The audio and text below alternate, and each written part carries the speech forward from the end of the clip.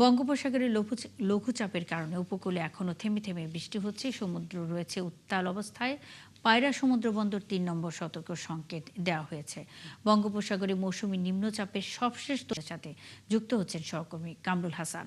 কামরুল, সমুদ্র বন্দরের আশেপাশের পরিস্থিতি কেমন দেখছেন? দুর্যোগ মোকাবেলায় কি ধরনের ব্যবস্থা নেওয়া হয়েছে? জি মুন্নি, কিছুটা বিরতি দিয়ে আবারও কিন্তু বৃষ্টি শুরু হয়েছে। এই মুহূর্তে মাঝারি ধরনের বৃষ্টি ঝরছে।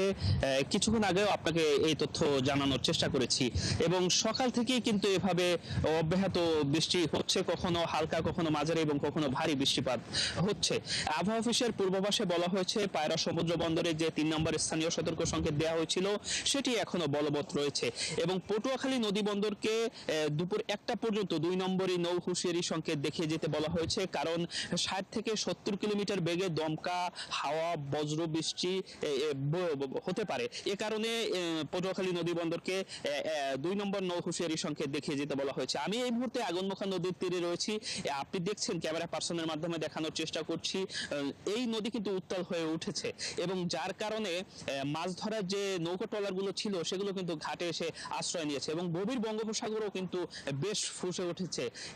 ইতিমধ্যে জানিয়েছি যে সেই জেলে ট্রলারগুলো উপকূল তীরবর্তী ঘাটে এসে আশ্রয় নিয়েছে এবং নদীর তীব্র স্রোতের কারণে কিন্তু ভাঙন কবলিত যে এলাকাগুলো রয়েছে সেগুলো নতুন করে আবার ক্ষতিগ্রস্ত হচ্ছে এমন তথ্য আমরা পাচ্ছি এবং আবহাওয়ার সবশেষ বিজ্ঞপ্তিতে বলা হয়েছে পশ্চিমবঙ্গ ও তৎসংলগ্ন উত্তর উড়িষ্যা উপকূলীয় এলাকায় অবস্থানরত মৌসুমী নিম্নচাপটি পশ্চিম উত্তর পশ্চিম দিকে অগ্রসর হয়ে বর্তমানে অভ্যন্তরীণ উড়িষ্যা ও তৎসংলগ্ন দক্ষিণ ঝাড়খণ্ড এলাকায় অবস্থান করছে। এটি আরো পশ্চিম উত্তর পশ্চিম দিকে অগ্রসর হতে পারে। এর প্রভাবে সমুদ্র বন্দর ও উত্তর বঙ্গোপসাগর এবং তৎসংলগ্ন উপকূলীয় ও এলাকার উপর দিয়ে ঝোড়ো হাওয়া বয়ে যেতে পারে, যার কারণে এই সতর্ক সংকেত কিন্তু এখনো বহাল রাখা হয়েছে। এবং আপনাকে যদি জানিয়ে রাখি যে আপনি জানেন রাঙামাটি নদী এবং সাগর বেষ্টিত একটি জনপদ। এই যে টানা বৃষ্টিপাত হচ্ছে এর কারণে কিন্তু ফসলি জমি, বেশ কিছু এলাকার ফসলি জমি কিন্তু তলিয়ে আছে।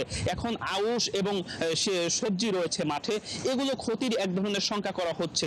এছাড়া আমন মৌসুম শুরু হয়েছে, এই মুহূর্তে আমন বীজতলা প্রস্তুত এবং মাঠে চাষাবাদ হওয়ার কথা, কিন্তু এই যে টানা বৃষ্টিপাত হচ্ছে এবং বীজতলা বিস্তীর্ণ কৃষি জমি যে তলিয়ে আছে জলাবদ্ধতার কারণে, যার কারণে কিন্তু কৃষকদের চাষাবাদও এক ধরনের ব্যাহত হচ্ছে।